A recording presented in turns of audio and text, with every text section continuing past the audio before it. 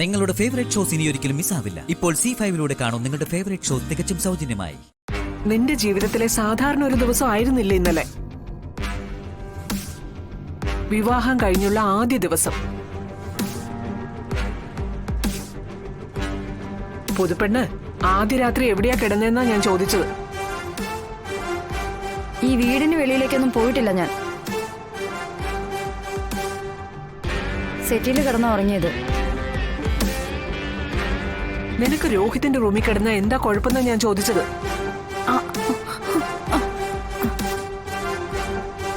അത് ശ്യാമയ്ക്ക് ഇന്നലെ ചെറിയൊരു പനി ഉണ്ടായിരുന്നു. അത് രോഹിത്തിന് പകരണ്ടല്ലോ എന്ന് കരുതിയ അവള്.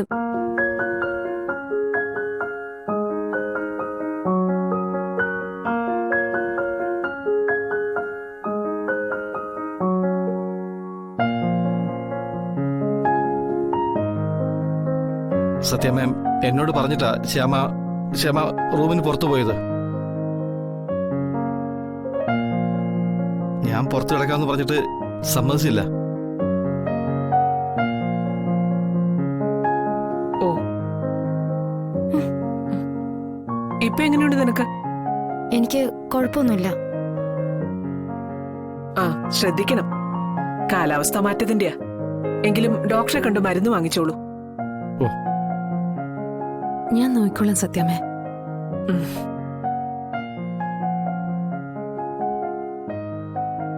നീ എന്തിനാ പങ്കജം ശ്യാമ റൂമിന് വെളിയിൽ കിടക്കുന്നത് കണ്ടപ്പോഴേ എന്തോ വലിയ കണ്ടുപിടുത്തം നടത്തിയതുപോലെ എന്റെ അടുത്തേക്ക് പാഞ്ഞു വന്നത്?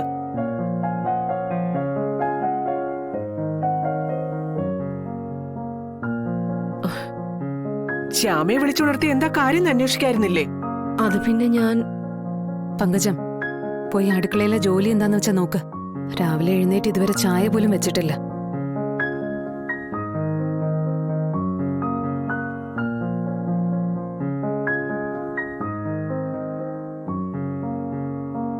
ആദ്യ ദിവസം തന്നെ പനിന്നൊക്കെ പറയുന്നത് ഒരു ദുസൂചനയാ മോളെ. കല്യാണം കഴിഞ്ഞത് മുതല് ഞാൻ മോളെ ശ്രദ്ധിക്കുക. എന്തോ ശനി ബാധിച്ചതുപോലെയുണ്ട്. മുഖത്ത് ഒരു പ്രസാദവും ഇല്ല.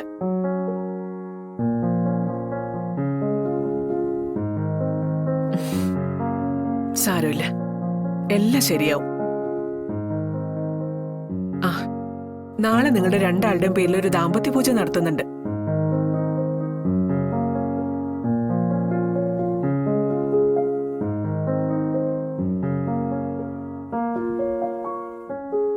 ഈ ബന്ധത്തിൽ എന്തെങ്കിലും ദോഷമുണ്ടെങ്കിൽ അതങ്ങ് ഒഴിഞ്ഞു പോയിക്കോളും.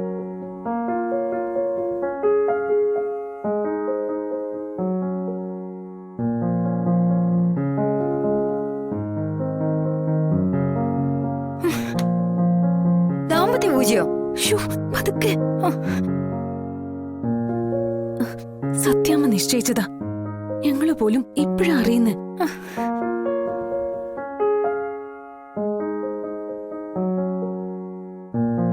ക്ഷമേ, എടി നിനക്കൊന്ന് അഡ്ജസ്റ്റ് ചെയ്തൂടെ? കുഞ്ഞിച്ചി, അഡ്ജസ്റ്റ് ചെയ്യാവുന്നതിന്റെ പരമാവധിയാ ഞാനിപ്പോ ചെയ്തോണ്ടിരിക്കുന്നത്. ഇനി ദാമ്പത്യ പൂജ മണ്ണാങ്കട്ട എന്നൊക്കെ പറഞ്ഞു വന്ന ബെഡ്റൂമിൽ നിന്നല്ല, ഈ വീട്ടിൽ നിന്ന് തന്നെ ഞാൻ പുറത്തു പോകും. പറഞ്ഞില്ലാന്ന് വേണ്ട. ഡൗൺലോഡ് ചെയ്യൂ C5 ആപ്പ്. കാണൂ എല്ലാ എപ്പിസോഡുകളും സൗജന്യമായി. നിങ്ങളുടെ ഫേവറേറ്റ് ഷോസ് ഇനി ഒരിക്കലും മിസ്സാവില്ല. ഇപ്പോൾ C5-ലൂടെ കാണും നിങ്ങളുടെ ഫേവറേറ്റ് ഷോ തികച്ചും സൗജന്യമായി. എന്താണെന്ന് വെച്ചാ പറയേ.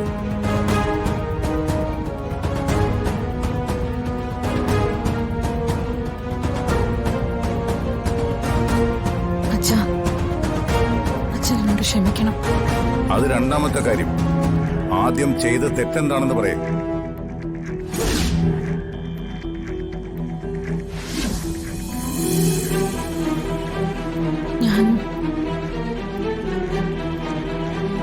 എന്റെ ഒരു ആവശ്യത്തിന് ഞാൻ കമ്പനിയിൽ നിന്ന് 50 ലക്ഷം രൂപ മറിച്ചു.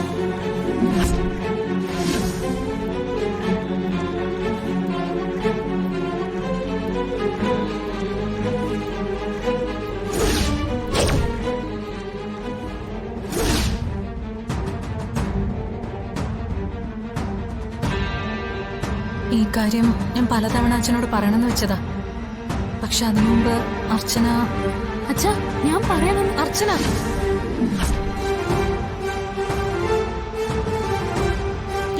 തെറ്റ് ചെയ്തേ? അപ്പോ ഞാൻ തന്നെ എല്ലാ അച്ഛനോട് പറഞ്ഞോളാം.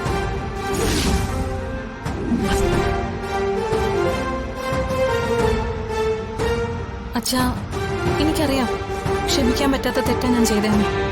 എന്നാലും മതി.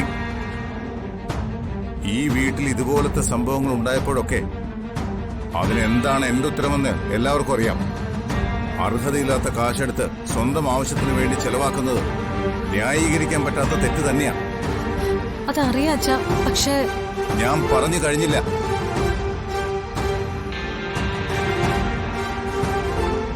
പണത്തിന് ആർത്തി വന്നാ പിന്നെ ഈശ്വരൻ വിചാരിച്ച പോലും അവരെ രക്ഷപ്പെടുത്താൻ പറ്റില്ലെന്ന് ഞാൻ വിശ്വസിക്കുന്നു.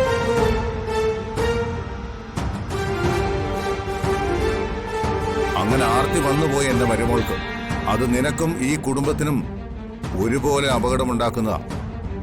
അതുകൊണ്ട് ഇന്നു മുതൽ നെല്ലിശ്ശേരി ഗ്രൂപ്പ് ഓഫ് കമ്പനീസിന്റെ എല്ലാ ചുമതലകളിൽ നിന്നും നീ ഒഴിയണം.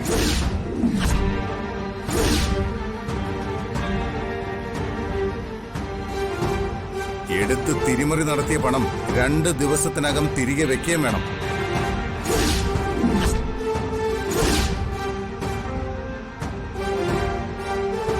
ഇനി മേലിൽ നെല്ലിശ്ശേരി ഓഫീസിൽ കാലുകുത്തി പോകരുത് നീ.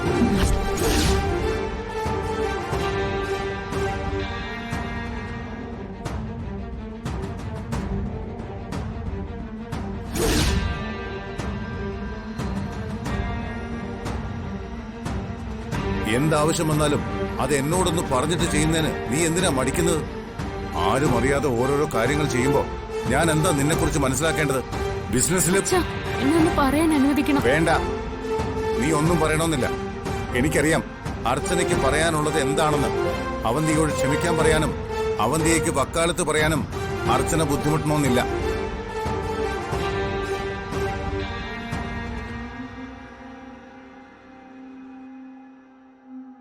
ഞാൻ പറഞ്ഞത് എന്റെ തീരുമാനമാ. അതിന് മുകളിൽ കയറി ആരും സംസാരിക്കണ്ട. ഡൗൺലോഡ് ചെയ്യൂ C5 ആപ്പ്. കാണൂ എല്ലാ എപ്പിസോഡുകളും സൗജന്യമായി. നിങ്ങളുടെ ഫേവറേറ്റ് ഷോസ് ഇനി ഒരിക്കലും മിസ്സാവില്ല. ഇപ്പോൾ C5 കാണൂ നിങ്ങളുടെ ഫേവറേറ്റ് ഷോ തികച്ചും സൗജന്യമായി.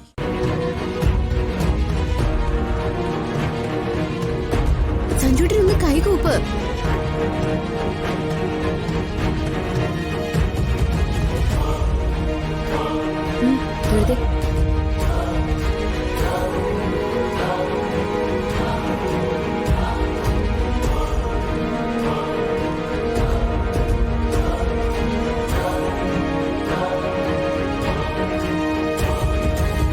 അമ്മ പറയാറുള്ളത് പോലെ ഇപ്പൊ രാജകുമാരനായിട്ടുണ്ട്.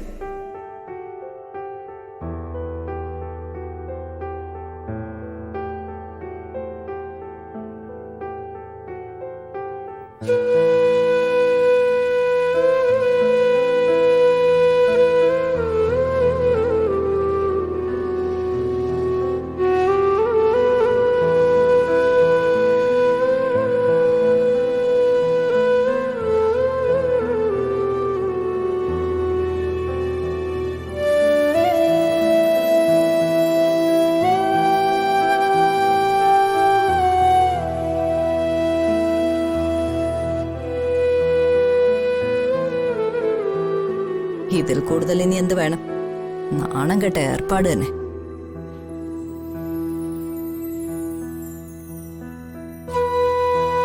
ആ, ഇനി സഞ്ജുട്ടൻ എനിക്ക് വിഷു കഴിഞ്ഞിട്ടെന്താ?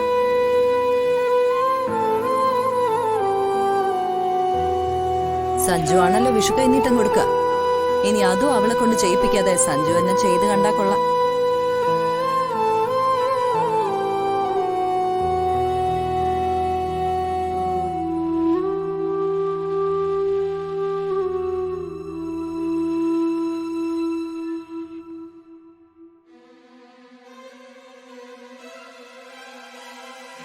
സ്വാതി, വാ.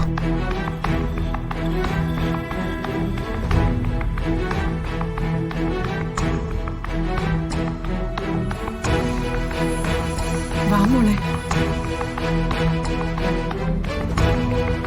ശരിയല്ലേ?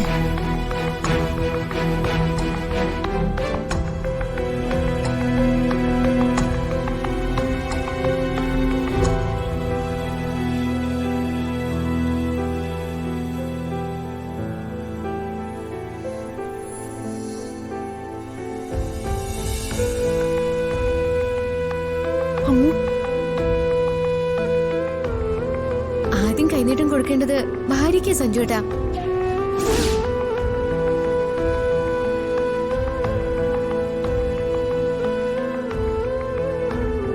എനിക്ക് തന്നിട്ടേ സഞ്ജുവേട്ടൻ വേറെ ആർക്കും കൈനീട്ടം കൊടുക്കാവൂ.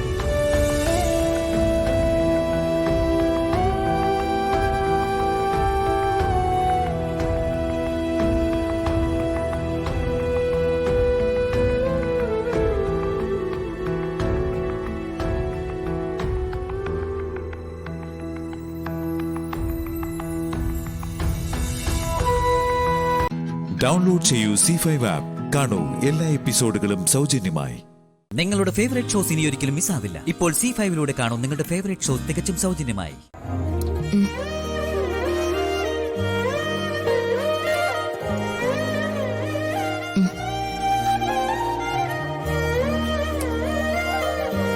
പ്രസാദം നല്ല സ്വാദുണ്ട് പാർവതി.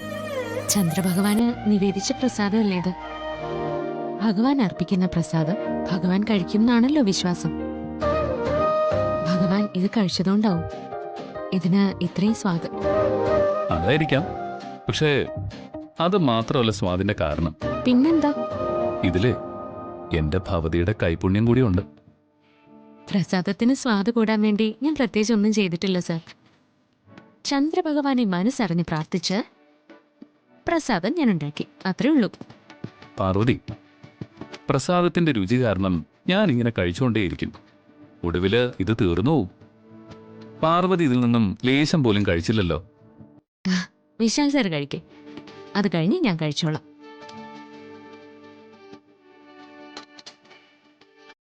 ഞാൻ ഒത്തിരി കഴിച്ചില്ലേ പാർവതി? ഇനി പാർവതി കഴിക്ക. സാർ കുറച്ചുകൂടി കഴിക്കേ.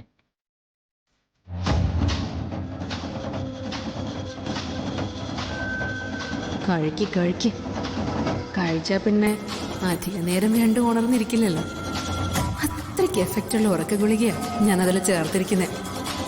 നിങ്ങളൊന്ന് ഉറങ്ങിയിട്ട് വേണം എനിക്ക് എന്റെ ജോലികൾ നടത്താൻ. വിശാൽ സാർ, ഞാനും കഴിച്ചു തീർന്നു. സന്തോഷം. എന്നാ ഞാൻ അങ്ങോട്ട് ചെല്ലട്ടെ? ഏയ്, താനിവിടെ ഇരിക്ക. നമുക്കേ കുറച്ചു നേരം കൂടി വർത്തമാനം പറഞ്ഞുകൊണ്ടിരിക്കാം. അയ്യോ, ഇപ്പൊ തന്നെ ഒത്തിരി നേരായി. ദേ, കൃത്യസമയത്ത് ഉറങ്ങിയില്ലെങ്കിൽ വിശാൽ സാർ ക്ഷീണിക്കും. അതുകൊണ്ട് കിടന്നുറങ്ങ. പാർവതി, ഇത്തിരി നേരം ഇവിടെ ഇരിക്ക. നടക്കില്ല. ദേ, ഞാൻ പോവാ. എനിക്ക് ഉറങ്ങണം. രാവിലെ നേരത്തെ എഴുന്നേക്കേണ്ടതല്ലേ? സാറ് മര്യാദയ്ക്ക് കിടന്നുറങ്ങാൻ നോക്ക്. ആ, എന്നാലേ എനിക്കൊരു താരാട്ട് പാടുത്താ ഞാൻ ഉറങ്ങാം. അയ്യടാ, കൊള്ളാലോ. ഞാനിപ്പോ താരാട്ട് പാടിയല്ലേ ആൾക്കാർ ഇവിടെ ഓടിക്കൂടും. അതെ, ഉച്ചത്തിൽ പാടാൻ ആരും പറഞ്ഞു? പതുക്കെ ചെറിയ ശബ്ദത്തിൽ എനിക്ക് കേൾക്കാൻ വേണ്ടി പാടിയാ മതി. അതൊക്കെ നമ്മുടെ ആദ്യ രാത്രി കഴിഞ്ഞു. ഇപ്പോ സാർ നല്ല കുട്ടിയായിട്ട് കിടന്നുറങ്ങാൻ നോക്കി. ഉറങ്ങിക്കേ. എണീറ്റേ, വാ എനിക്ക്. വിശാൽ സാർ, കിടന്നുറങ്ങ. Good night. Good night.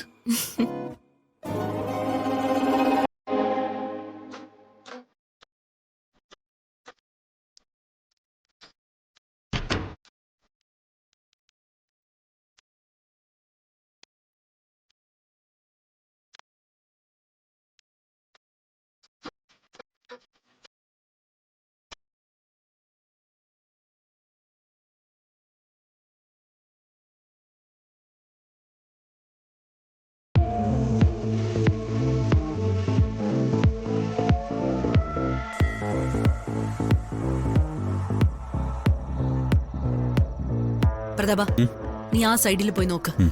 ഞാൻ ഇവിടെ നോക്കാം. ഡൗൺലോഡ് ചെയ്യൂ C5 ആപ്പ്. കാണൂ എല്ലാ എപ്പിസോഡുകളും സൗജന്യമായി. നിങ്ങളുടെ ഫേവറേറ്റ് ഷോസ് ഇനി ഒരിക്കലും മിസ്സാവില്ല. ഇപ്പോൾ C5 കാണൂ നിങ്ങളുടെ ഫേവറേറ്റ് ഷോ തികച്ചും സൗജന്യമായി.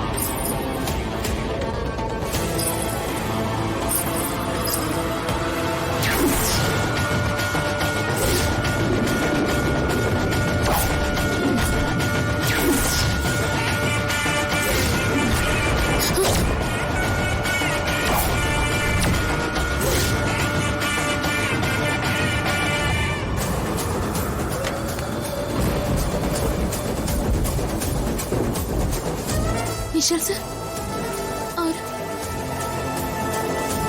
അയ്യോ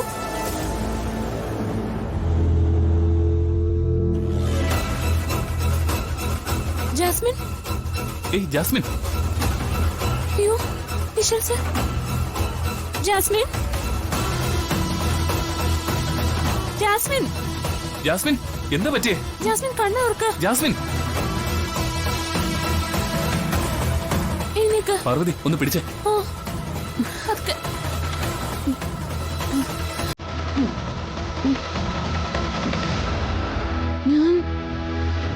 ഞാനിത് എവിടെയാ? നീ ഇവിടെ തന്നെയാണ് ജാസ്മിൻ, നമ്മുടെ വീട്ടില്. അല്ല എനിക്കെന്താ പറ്റിയേ? ആ അത് തന്നെയാ ഞങ്ങൾക്ക് നിന്നോട് ചോദിക്കാനുള്ളത്. നിനക്ക് എന്താ പറ്റിയത്? ഞങ്ങൾ വരുമ്പോ നീ ഇവിടെ ബോധം കെട്ട് കിടക്കായിരുന്നു.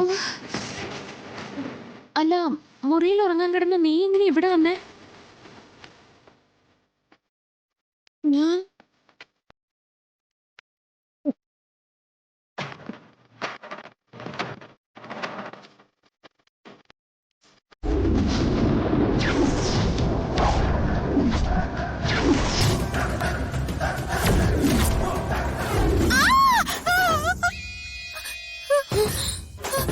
എന്താ ജാസ്മിൻ, നീ എന്ത് കണ്ടാ പേടിച്ചത്? പേടിച്ചു എന്നുള്ള കാര്യം ഉറപ്പാ. നീ പേടിക്കാതെ കാര്യം പറ, എന്തു പറ്റി? എന്താ ജാസ്മിൻ, കാര്യം പറയൂ. ഇപ്പൊ ഇവിടെ പേടിക്കാൻ വേണ്ടി ഒന്നുമില്ല. ഞാനെന്തേ വിശാൽ സാർ ഇപ്പൊ ഇവിടെ ഇല്ലേ നിന്റെ കൂടെ? നീ കാര്യം എന്താ പറയൂ.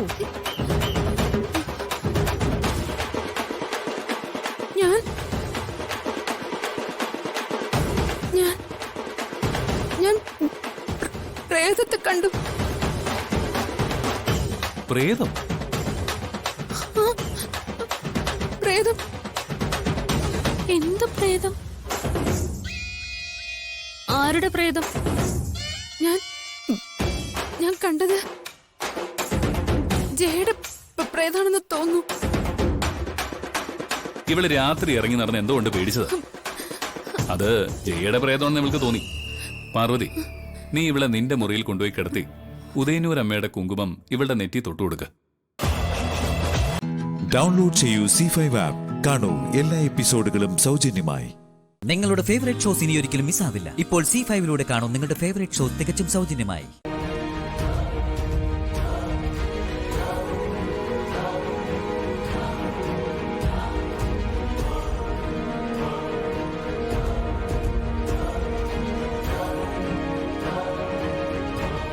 ശരിയാക്കി തരാൻ ഞാൻ. അയ്യോ എനിക്ക് വയ്യേ. അയ്യോ അയ്യോ പാവം എന്റെ വിസ്മയം ആകെ തളർന്നു പോയല്ലേ. ഇത് കുടിക്കേ. അയ്യോ അയ്യോ എന്റെ കൈ പൊങ്ങുന്നില്ല. എനിക്ക് കുടിപ്പിച്ചതാ. അയ്യോ പാവം, ഞാൻ പിടിച്ചേരാട്ടോ. കുടിക്കേ കുടിക്കേ. അയ്യോ അയ്യോ എന്റെ തൊണ്ട പൊള്ളുന്നേ. അയ്യോ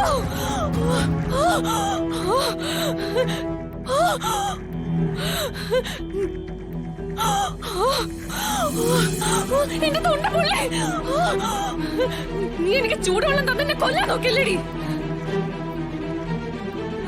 അയ്യോ അയ്യോ എന്റെ വായ പൊള്ളി. നിന്റെ അഭിനയത്തിന് പറ്റിയ മരുന്ന് ഞാൻ തന്നു. വാ കുറച്ച് പൊള്ളിയെങ്കിൽ എന്താ, പെട്ടെന്ന് നിന്റെ തളർച്ച മാറിയല്ലോ. ഇങ്ങനെ തോന്നുമ്പോ തളർച്ച വരുന്നവർക്കുള്ള ഒറ്റമൂലിയായത്. ദേഷ്യപ്പെട്ടിട്ട് കാര്യമില്ല. എങ്ങനെയെങ്കിലും പാടാൻ ഇവളെ കൊണ്ട് സമ്മതിപ്പിക്കണം. തൽക്കാലം ക്ഷമിച്ചേ പറ്റൂ. സാരമില്ല, അത് പോട്ടെ. ഞാൻ വന്ന കാര്യം. അയ്യോ അയ്യോ വാ ശരിക്കും പൊള്ളിയിരിക്കല്ലേ. ഇനി അധികം സംസാരിക്കണമെന്നില്ല. വിസ്മയ ഇങ്ങോട്ട് വന്ന കാര്യം ഞാൻ അങ്ങോട്ട് പറയാം. വിസ്മയക്ക് വേണ്ടി ഒരു ഫംഗ്ഷന് ഞാൻ വീണ്ടും പാടണം അല്ലേ? എങ്കിലൊറ്റ വാക്കിൽ ഞാൻ ഉത്തരവും പറയാം. ഞാൻ പാടില്ല. അയ്യോ ശ്യാമേ. ശ്യാമ പറഞ്ഞാൽ പറഞ്ഞതാ. ഇനി ഞാൻ എനിക്ക് വേണ്ടി മാത്രമേ പാടുന്നുള്ളൂ. ശ്യാമേ ഒന്നുകൂടെ ഒന്ന് ആലോചിച്ചിട്ട്. ഇനി കൂടുതൽ സംസാരിക്കണമെന്നില്ല. വീട്ടിൽ നിന്ന് ഇറങ്ങിപ്പോവാൻ ഞാൻ പറയുന്നില്ല. എനിക്ക് വേറെ കുറച്ച് ജോലിയുണ്ട്. ശ്യാമേ, ചെറിയൊരു സിമ്പതിയുടെ പേരിലെങ്കിലും ഇനി നീ ഇവിടെ കിടന്ന് മരിക്കുമെന്ന് പറഞ്ഞാലും എന്റെ തീരുമാനത്തിന് ഒരു മാറ്റമില്ല. പിന്നെ നാവ് പൊള്ളിയിരിക്കുകയാണല്ലോ, അപ്പോ പൊള്ളലും നീറ്റലും മാറ്റുന്ന നല്ലൊരു മരുന്നുണ്ട്. ചെറുതേ, അത് വാങ്ങി ശരിക്കും നാവിൽ പുരട്ടിക്കും. ഫംഗ്ഷനെ ഒറ്റയ്ക്ക് പാടാനുള്ളതല്ലേ അല്ലേ വിസ്മയ?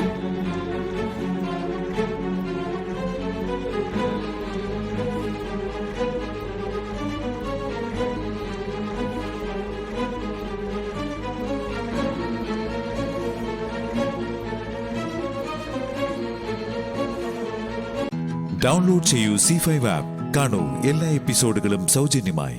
നിങ്ങളുടെ ഫേവറേറ്റ് ഷോസ് ഇനി ഒരിക്കലും മിസ്സാവില്ല. ഇപ്പോൾ C5ലൂടെ കാണൂ നിങ്ങളുടെ ഫേവറേറ്റ് ഷോ തികച്ചും സൗജന്യമായി.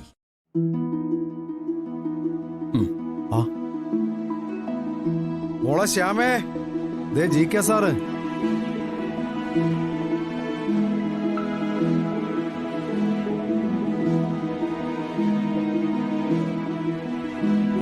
നമസ്കാരം. നമസ്കാരം.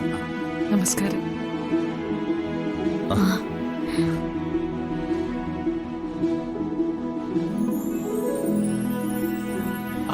അഖിൽ ഇവിടെ ഉണ്ടായിരുന്നോ? ഞാനും ശ്യാമയും കടയിലായിരുന്നു. ഭക്ഷണം കഴിക്കാൻ വന്നതാ. ഇത് മിസ്റ്റർ ജയദേവൻ, ഞങ്ങളെ ആത്മമിത്രങ്ങളാ. ശ്യാമയ്ക്ക് വലിയൊരു ഓഫറുമായിട്ടാണ് ഇദ്ദേഹം വന്നിരിക്കുന്നത്.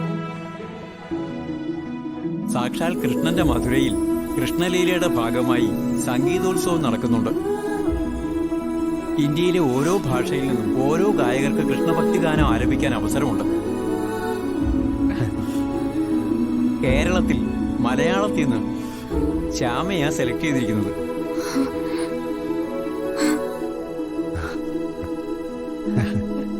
കൃഷ്ണന്റെ അടുത്തയാളല്ലേ ശ്യാമ? കൃഷ്ണൻ നേരിട്ട് ക്ഷണിക്കുന്നതാവും. എന്റെ കൃഷ്ണ, സംഗീത കച്ചേരിക്ക് ഇനി ദിവസങ്ങളില്ല. ശ്യാമ വരണം. യാത്രയ്ക്ക് വേണ്ട ഏർപ്പാടുകളൊക്കെ ഞങ്ങൾ അറേഞ്ച് ചെയ്യും. എന്റെ കൃഷ്ണ. ശ്യാമയ്ക്കും അഖിലിനും അവിടേക്കും തിരിച്ച് നാട്ടിലേക്കുള്ള ഫ്ലൈറ്റ് ടിക്കറ്റ് ഓക്കെയാ. കണ്ണന്റെ മധുരയിൽ പാടാൻ കിട്ടുന്ന അവസരം ആരെങ്കിലും വേണ്ടെന്ന് വെക്കൂ സർ. ശ്യാമയും ഞാനും ഉറപ്പായിട്ടും വരും.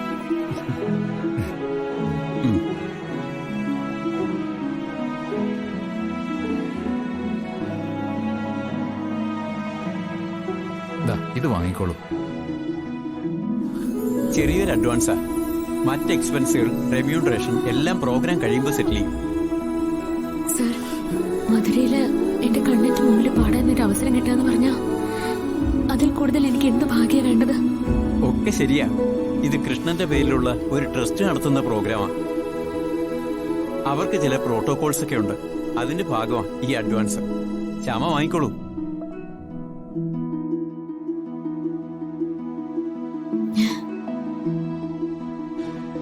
മടിക്കണ്ട, വാങ്ങിക്കോളൂ.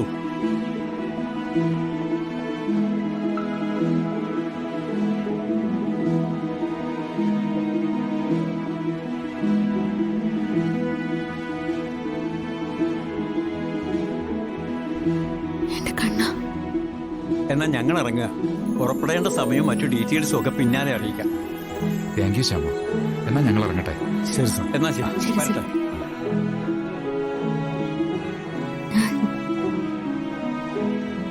കുറെ സങ്കടപ്പെടുത്തിയെങ്കിൽ എന്താ, കണ്ണനിപ്പോ സ്വന്തം ആളായി അനുഗ്രഹിക്കാൻ ശ്യാമേ.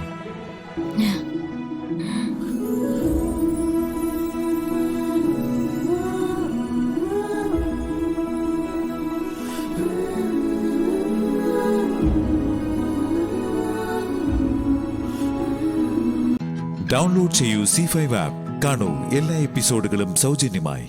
നിങ്ങളുടെ ഫേവറേറ്റ് ഷോസ് ഇനി ഒരിക്കലും മിസ്സാവില്ല. ഇപ്പോൾ C5ലൂടെ കാണൂ നിങ്ങളുടെ ഫേവറേറ്റ് ഷോ തികച്ചും സൗജന്യമായി.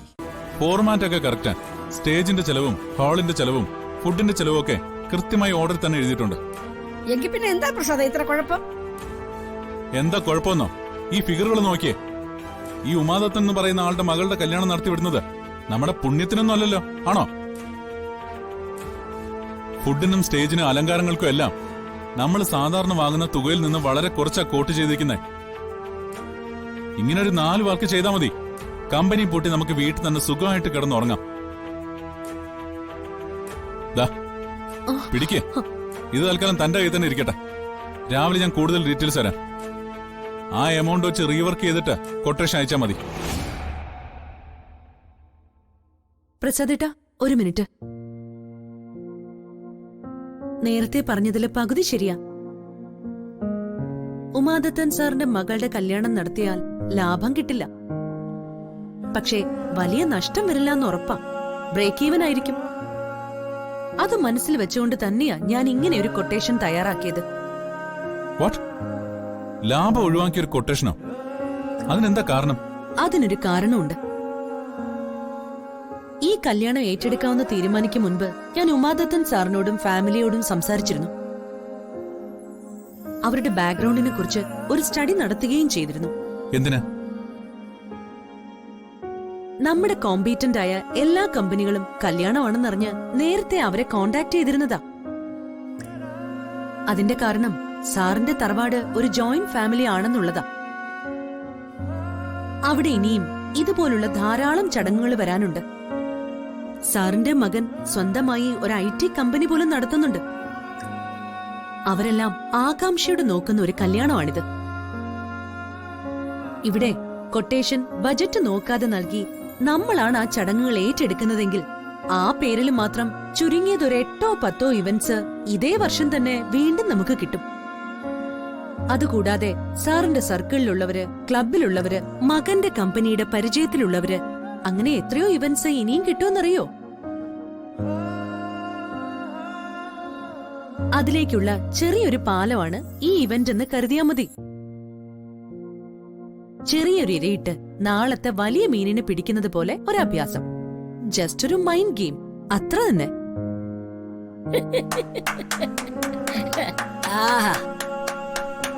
സമ്മതിച്ചു മോളെ, നിന്റെ ഈ ബുദ്ധി അപാരം. സോറി, ഇതൊരു വലിയ ബുദ്ധിയാണെന്നൊന്നും ഞാൻ അവകാശപ്പെടുന്നില്ല. പക്ഷേ ചിന്തിച്ചത് ശരിയാണെന്ന് തോന്നിയാൽ മാത്രം പ്രസാദേട്ടൻ മുന്നോട്ട് പോവാൻ അനുവാദം തരണം. എന്താ പ്രസാദേട്ടാ, ഇത് ഞാൻ മെയിൽ ചെയ്തോട്ടെ?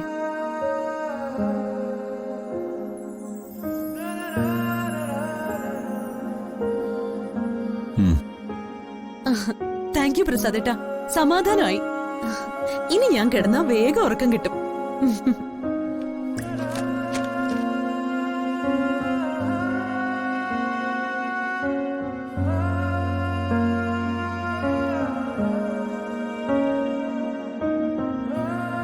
താങ്ക് യു നീ തിരിച്ച് അഞ്ജലിയോടാ പറയേണ്ടത്. സത്യം പറഞ്ഞ ഇപ്പോഴാ എനിക്ക് മനസ്സിലായത് അവളുടെ പകുതി ബുദ്ധി പോലും നിനക്കില്ലെന്ന്. അയ്യോ,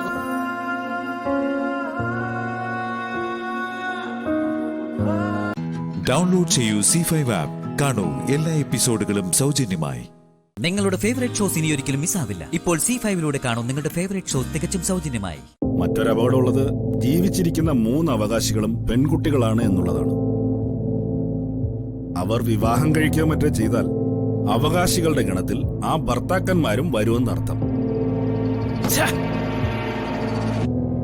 മോശം പിടിക്കാനായിട്ട് ഓരോ നിയമങ്ങൾ. അപ്പൊ ഇനി മറ്റു വഴികളൊന്നും ഇല്ലെന്നാണ് വക്കീൽ പറയണത്. നിയമമല്ലേ, പഴുതുകൾ പലതും ഉണ്ടാവും.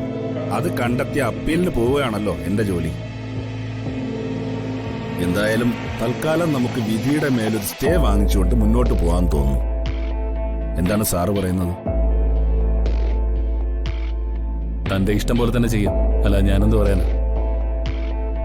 വക്കീലിന് വേണ്ടത് എന്താന്ന് വെച്ചാൽ ചെയ്തു കൊടുക്കാം. അപ്പൊ കാണാം നമുക്ക്. Good night sir. ശരി.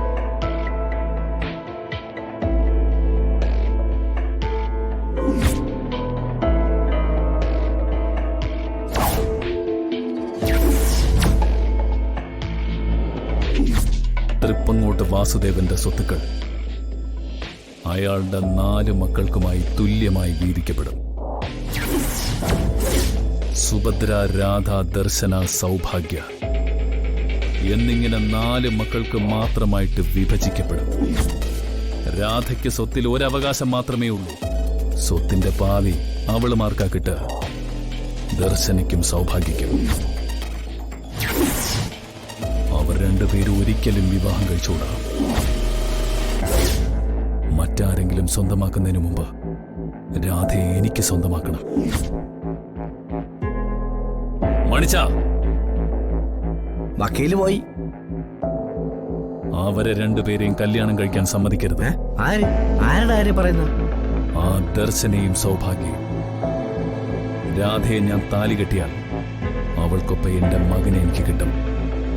പക്ഷെ ദർശനയും സൗഭാഗ്യയും മറ്റാരെങ്കിലും കല്യാണം കഴിച്ചാൽ തൃപ്പങ്ങോട്ട് സ്വത്തിന് കടിപിടി കൂടാൻ ആ നായ്ക്കളും വരും എന്റെ നേരേക്ക്.